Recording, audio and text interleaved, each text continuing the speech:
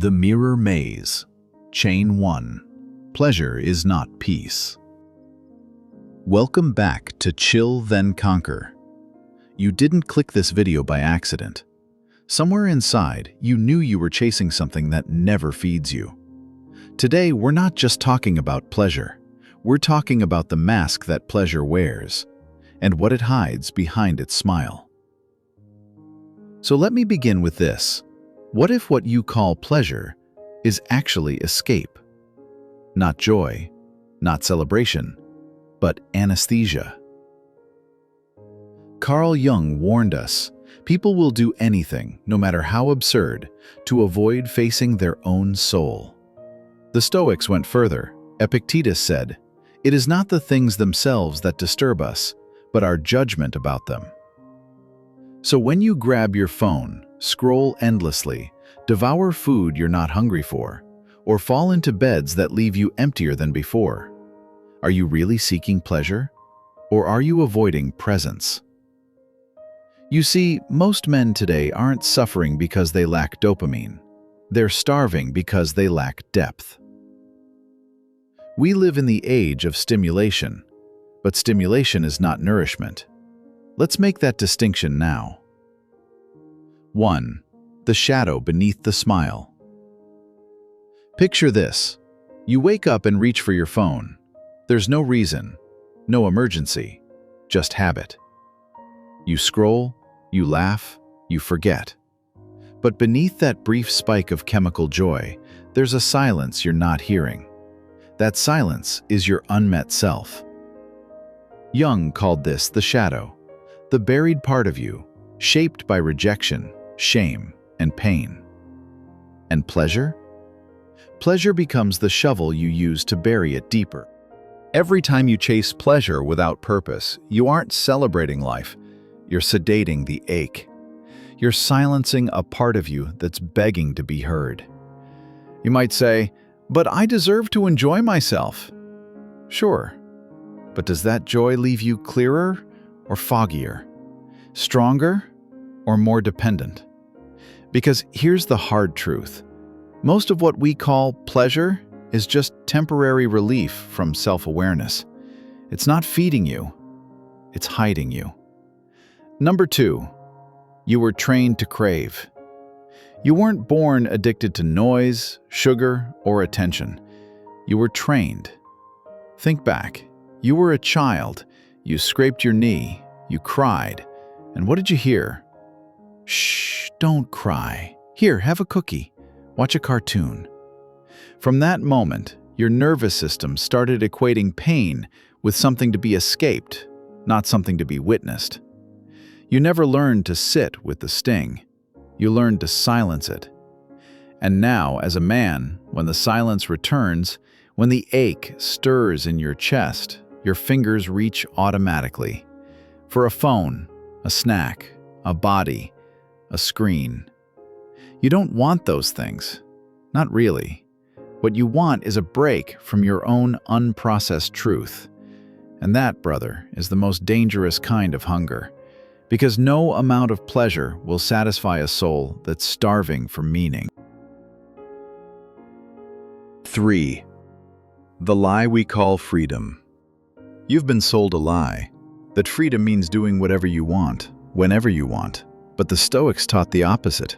Freedom isn't doing what you want. Freedom is not needing to. True sovereignty begins when you can sit in stillness and not panic. When you can feel discomfort without scrambling to numb it. When your life no longer depends on cheap highs. That is discipline, not punishment, not repression, but the sacred containment of your life energy. As Marcus Aurelius wrote, "If you are distressed by anything external, the pain is not due to the thing itself, but to your estimate of it. And this you have the power to revoke at any moment." So the question is not, how do I feel better? The real question is, why can't I sit with what I feel?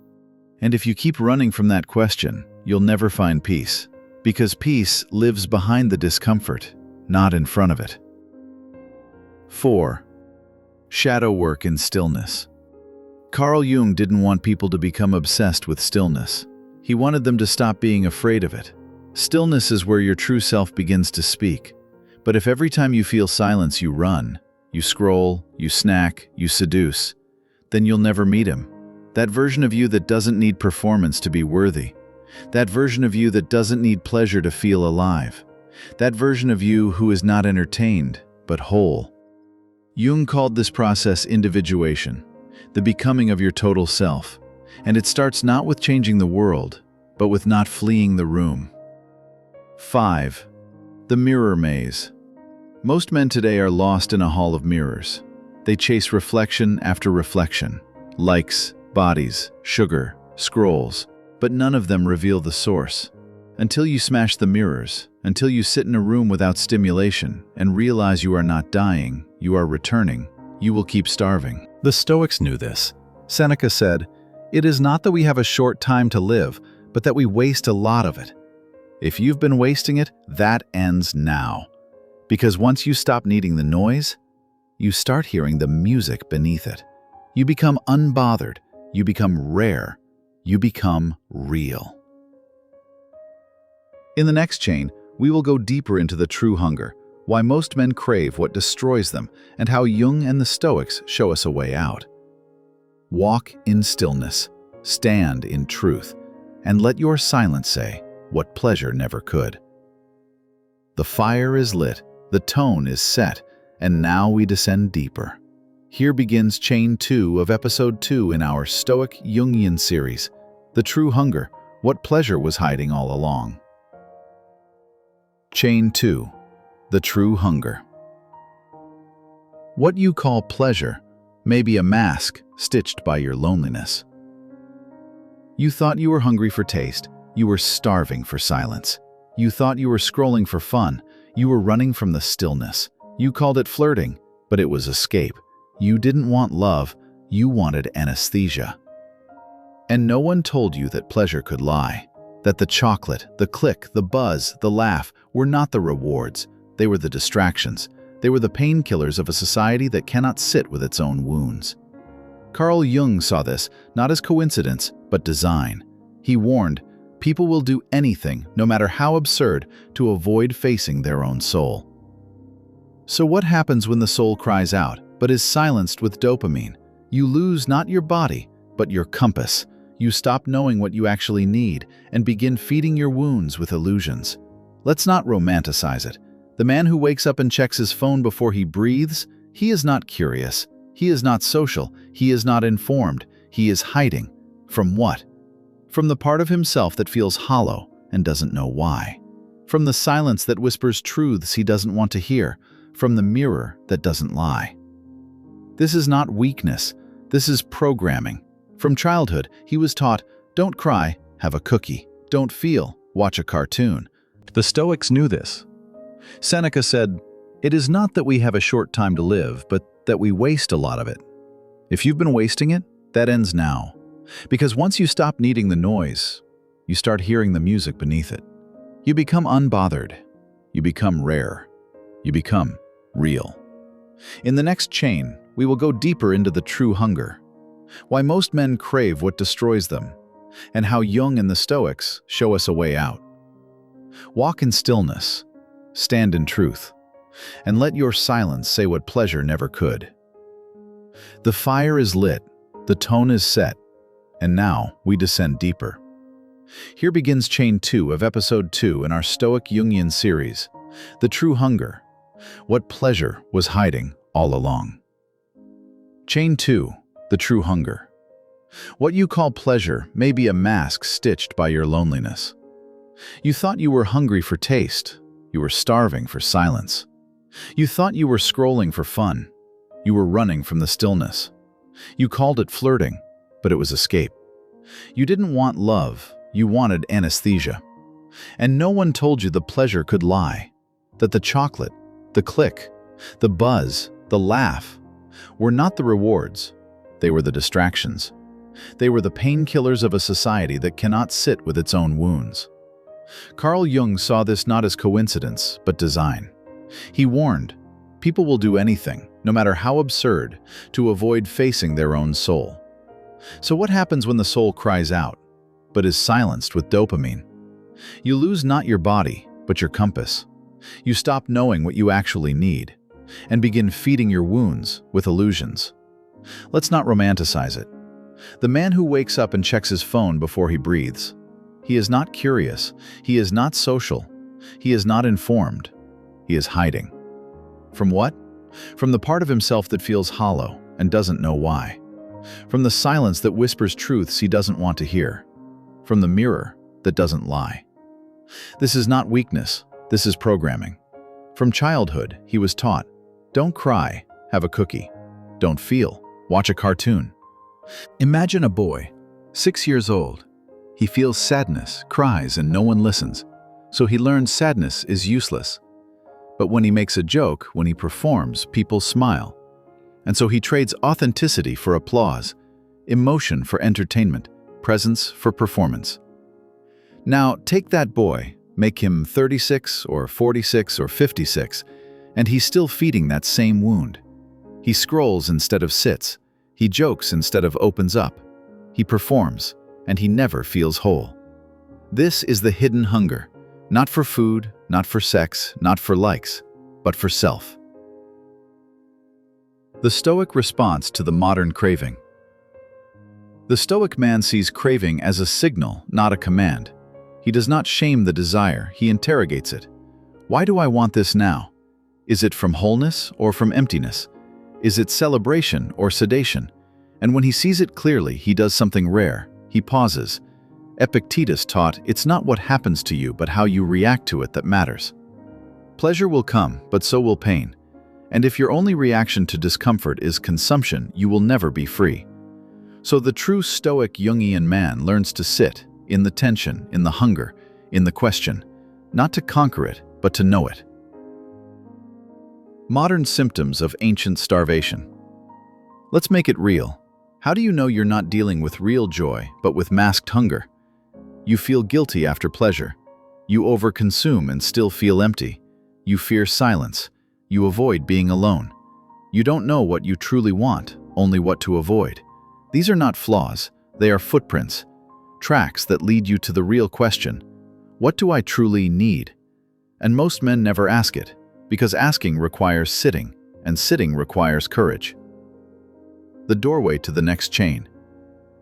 We've exposed the trap, but we haven't yet disarmed it, because the modern world is built to exploit this hunger. To whisper, you're not enough, but this will fix it, and hand you another high. But there's a different path, not of denial, but of discipline. Not of repression, but of right relationship with desire. And that is what we'll forge next. In Chain 3 of Episode 2, The Sacred Fire, turning craving into creative power. Until then, stay rare, stay awake, and question everything that offers you comfort without presence. Chain 3, The Sacred Fire. Desire is not your enemy. Unconscious desire is. You've faced the shadow. You've peeled back the illusion of pleasure. Now comes the test that separates the half-awake from the truly alive. Can you take that same craving that once controlled you and forge it into power? Carl Jung didn't ask us to kill the shadow. He asked us to integrate it. And the Stoics didn't demand we extinguish all desire. They taught us to govern it.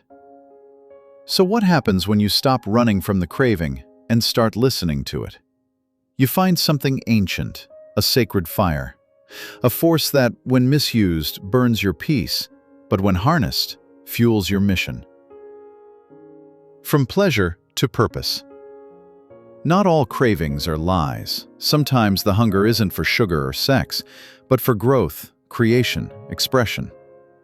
But if you've been sedating the ache for years, you've forgotten how to tell the difference. The man who cannot sit still doesn't need more discipline. He needs more direction. The Stoics knew this. They didn't preach repression. They preached alignment. Marcus Aurelius, the emperor who ruled a broken empire while battling his own storms, wrote, "Just that you do the right thing, the rest doesn't matter." That's the call. To take your pleasure back from the scroll, the snack, the quick fix, and feed it to the fire of meaning. The alchemy of desire. You once thought desire was weakness. It isn't. It's just misdirected life energy.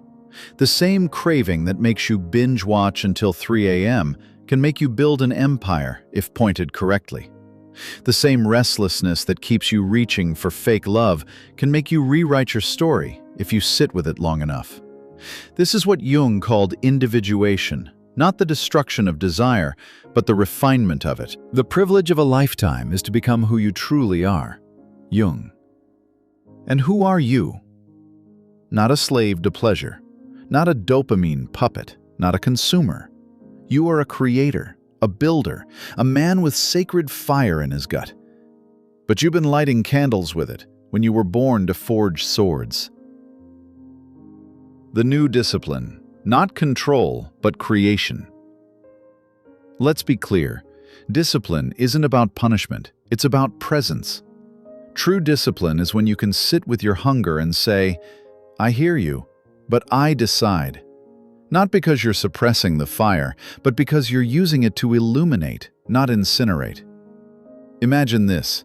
You feel the urge to scroll, but instead you write. You feel the pull of meaningless pleasure, but instead you call your brother and speak the truth. You feel the ache for stimulation, but instead you sit, you breathe, you feel, and you let it sharpen you. That's what Jung meant by becoming whole. That's what the Stoics meant by virtue. The return to the throne.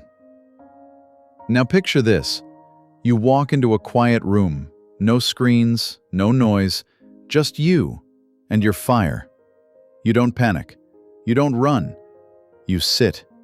Not because there's nothing to crave, but because you finally know how to crave.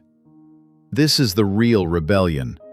In a world where every man is pulled by the next notification, the next video, the next cheap thrill, you remain still.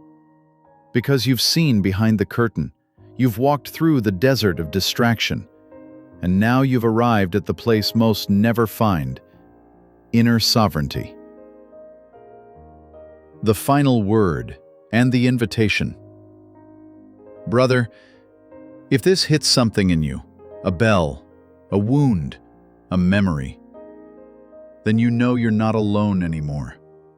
There are other men walking this path, not chasing pleasure, but learning to wield it. If you're one of them, subscribe to this channel. Because this isn't just a video. It's a war cry, a return to power, a new way to burn. And the beginning of the kind of discipline no one can sell you, because it comes from within. In the next episode, we'll expose the hidden traps behind emotional validation and why modern men unknowingly trade their throne for attention. It's called the mirror trap. Why needing to be seen is making you blind.